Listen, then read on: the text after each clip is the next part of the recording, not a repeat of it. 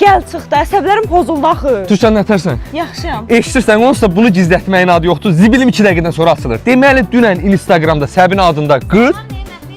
Sağ ol, Nicar, sən necəsən?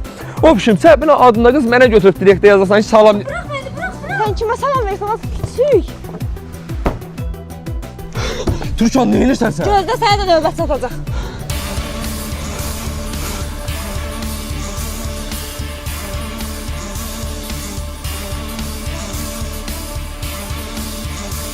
Hamınızın başına bir-bir oynatacağım. Əsəbləşdirməyin də adamı. Görürsünüz, qısqancam da mən. Qatil eləməyin adamı. Sən bayaq nəsə deyirdin, Səbinə deyirdin. Nə deyirdin? Nə deyirdin? Nə oldu Ayrəyim? Az eşinə qorxulu yuxu görürdüm. Qorxma, qorxma, yuxudu keçdi. Zəng gəlirdi elə sənə. Açdım dedim yatıb. Yaxşı eləmsən, kim idi ki yıxan? Səbinə.